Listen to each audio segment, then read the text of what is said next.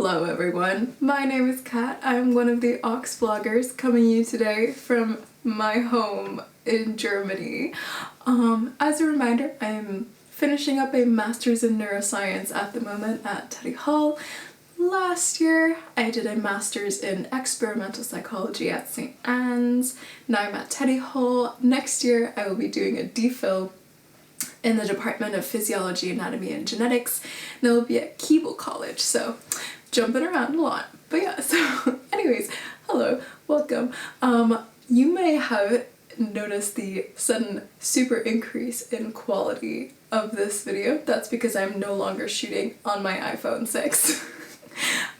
But because I'm at home, I can make use of the awesome equipment that my brother has, who has a bunch of professional stuff.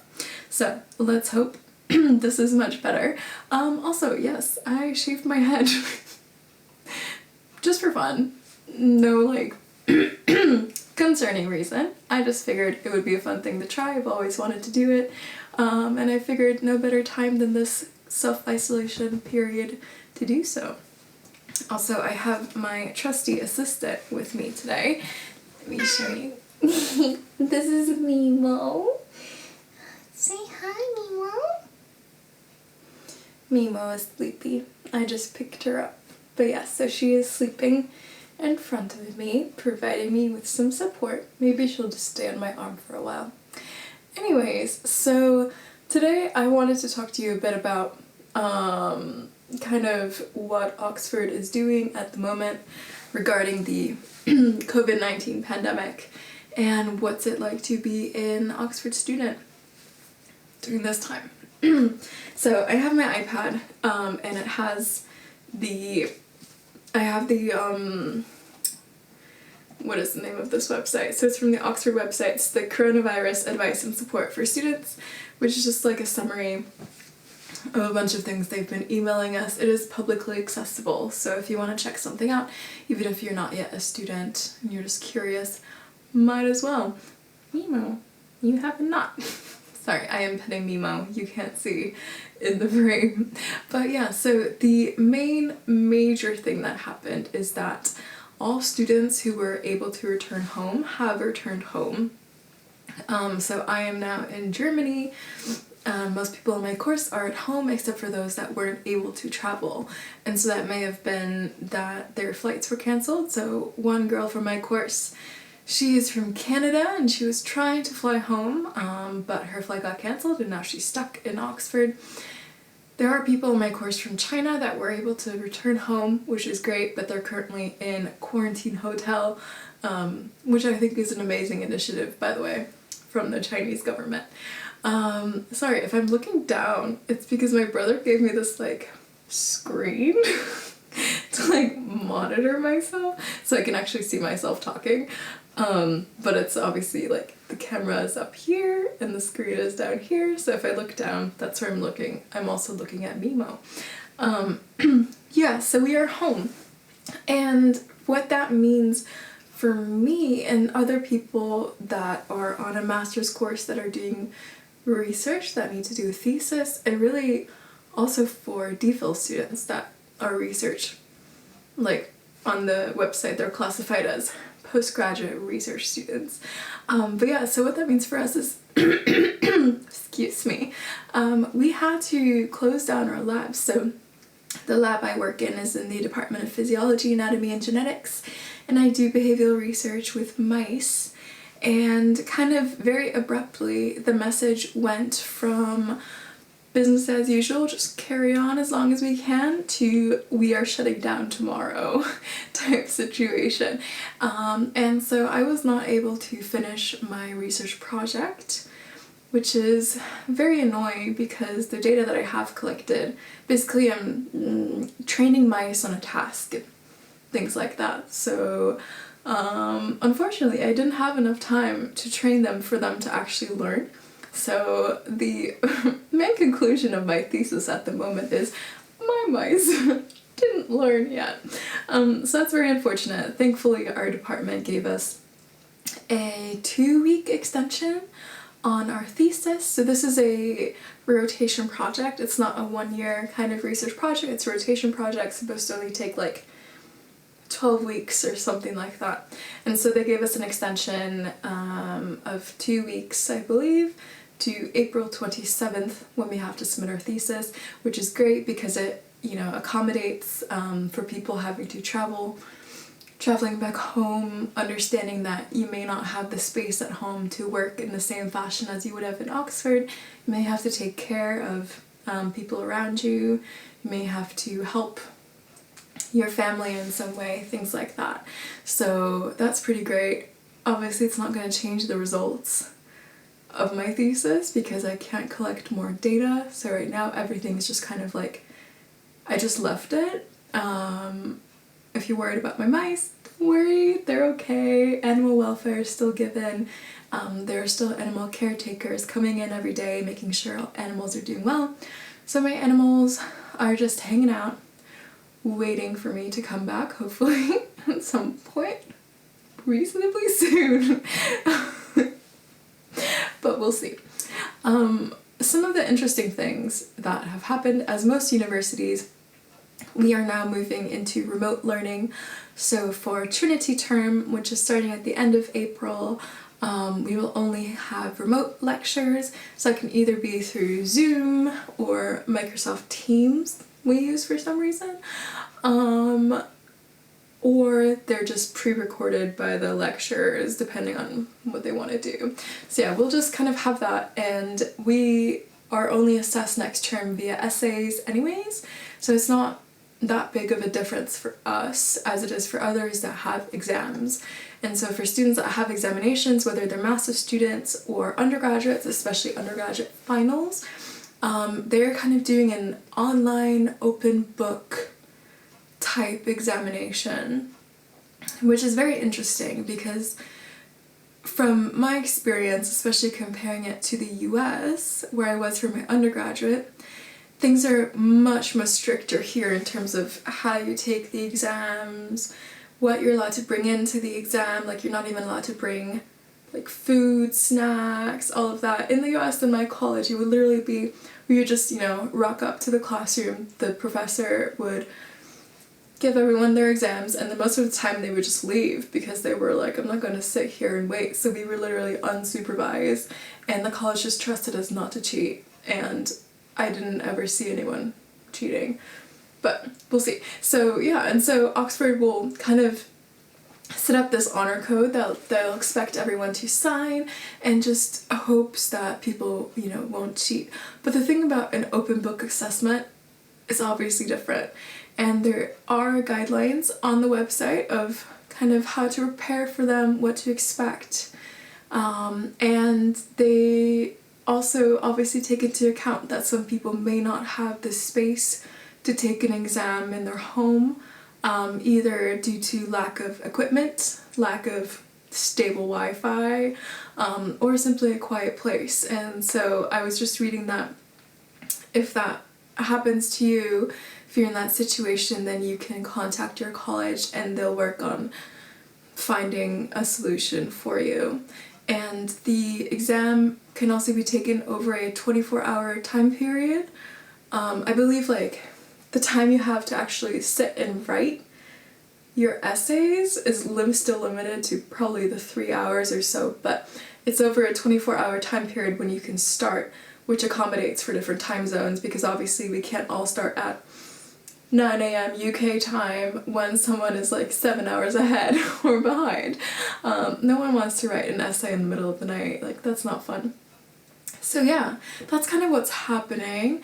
Things that my lab are doing specifically, which I quite like. So we are still doing our lab meetings. In kind of the sciencey areas, you tend to do a lab meeting once a week. I don't really know how it is in other areas, so I can only speak for kind of the sciencey subjects. Yeah, and so we had that over Zoom, and usually one person presents kind of their research and what they're doing.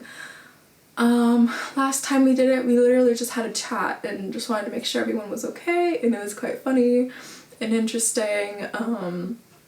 Just like see the professors, you know, in their home and talking about, oh yeah, and my children, and they don't want to do their schoolwork and blah blah blah. So I actually quite like it. Kind of, it's more intimate, and it more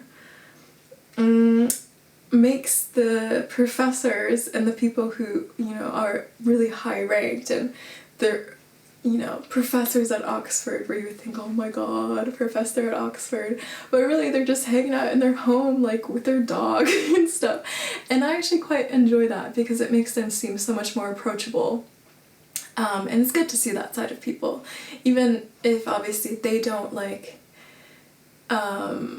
make themselves out to be that, like, unapproachable, unattainable Oxford professor, but still sometimes as a student you kind of have that attitude towards them.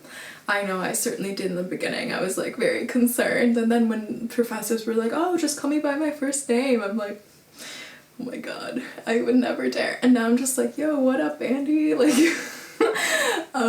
anyways, so I actually think that's quite nice. And there are a good number of graduate students in my lab. I think we're about 8 or so that do auditory neuroscience, and we do a daily lunch Zoom meeting because usually we would go out to lunch a lot together.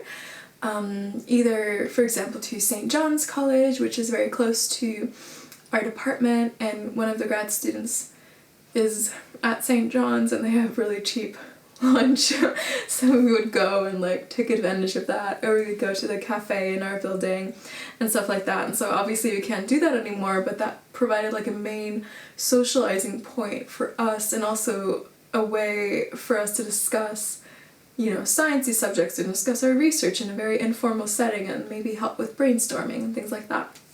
And so we still try and do a daily, during the week, kind of Zoom lunch meeting where we all just hang out, and we're also trying to do some, like, fun things on the weekend, maybe some virtual board games and things like that, just because obviously we're all missing that social contact a bit, and I think this is a great way for us to bond as a lab, and I think that's pretty great.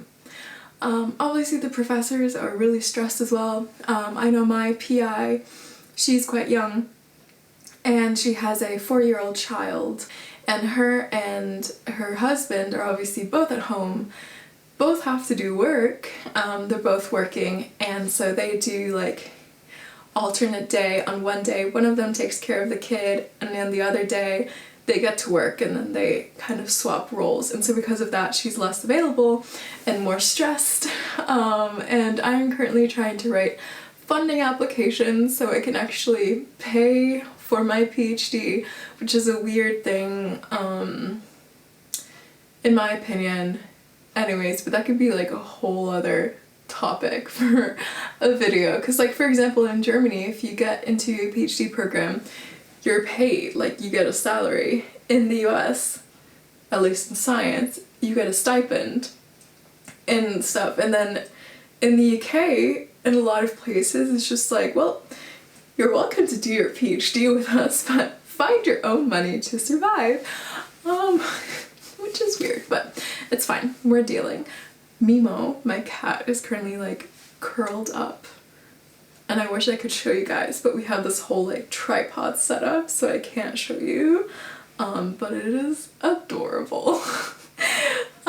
Yeah, so that is kind of what is happening. Obviously that means that now I need to work from home, everyone else needs to work from home, and I've heard from a lot of people that it's kind of made them less productive, and they feel bad about that. But honestly, like, I'm on this Facebook group for postgraduate students, it's mostly about memes, but people there are kind of trying to remind themselves and everyone else that it's okay to not be at 100% productivity when there's a pandemic going on, and when your country may be severely affected, or people around you, or even you just see the news and maybe you yourself or your surroundings aren't that affected yet, but you see that in New York they're putting up mobile, like, morgues because so many people are dying, in other countries as well, and you can see medical care providers breaking down. And even when you go to the supermarket, you know, you see the workers that have no other choice than to continue to work because they need the money, but they're putting themselves at danger every single day. And obviously comparing that to being productive sitting at home where you're safe, where you have the privilege of being able to work from home, earn money from home, where you complete your degree from home. That's insane, and that's a lot to take in. And then also not being able to do, you know, your normal things. You may not be used to being at home, you may not be used to having to stay home except for going to the grocery store and going outside for exercise. That's a lot for us all to take in. Sorry, that was a calendar reminder on my phone. Yeah, so I think that it is okay and completely understandable to not be at 100% productivity. I think it's okay. I think it's fine. And the examiners said that they will take into account facts that obviously this pandemic is extremely disruptive to our studies. It disrupted our lab work, it disrupted access to libraries, it disrupted, you know, quiet study spaces, and it disrupted our mental health and had effects on so many other things. So, thankfully, that is being done. But yeah, I just wanted to say that. I feel like this was quite a rambly video. I was going to kind of like have it be more structured and be like, okay, this is what the undergrads are doing. This is what the master's students are doing. This is what the PhD students are doing. But now I've just been rambling. One thing, so I think the university is handling it quite well now. I was worried for quite some time that they weren't, or at least my department. I was feeling a lot of anxiety because we were getting the message, you know, business as usual, just carry on. While here in Germany, for example, it was all very intense and people were staying home, and there were talks about lockdown and all of these things, whereas in the UK, you know, good old Boris was just like, yeah, it is what it is, wash your hands. So yeah, that was all very stressful. The good thing is, now that the university is, you know, putting all of these measures in place, and for example, they know that a lot of the students are living in college accommodation, including myself, and a lot of us had to kind of leave our stuff behind. I know when I went to Germany, which was the day before my state, Bavaria, went on lockdown, and my family really wanted me to come home because we were worried that I wouldn't be able to travel home otherwise and all of these things. So I just kind of like packed a suitcase, booked a flight, left the next morning, and I wasn't able to pack up my room or move out and all of those things. Also, I assumed, or was hoping that I would be back relatively soon, maybe for a Trinity term, because I also wanted to continue my research. But the colleges have been very accommodating. They're like, you know, if your belongings are still in your room, they'll be in there, they'll stay safe until you are allowed to return, because they don't want us to return. Obviously, the UK currently is not allowing that, something like that. Yeah, and they're also not charging any student in private accommodation rent for a Trinity term if they are not in Oxford, which is amazing because that obviously is a huge financial burden to a lot of people. And I know myself, like, I have a job in Oxford that I use to pay my rent, or several jobs. Like, I babysit, I work in a cafe, and all of these things, and obviously I can't do that at the moment being in Germany, and then thinking that I still have to come up with so much rent money is a lot. And so thankfully that is what's happening. And yeah, I would love to show you guys Mimo again, but I don't want to wake her up. If you have any questions, concerns, ideas, requests for videos, or you want to make a video yourself if you're an Oxford student, please contact me in some way. Facebook, Instagram, email, comment below, although I don't get notifications about the comments, but I can try and check. Yeah, other than that, you know, as I always say, I'll try to post more regularly, but you know me. So, just is what it is. Yes, I think that's all for now. I hope you're all okay. Please stay safe. Yeah, I mean, there's not much else I could say. It's a difficult situation for everyone, so stay safe.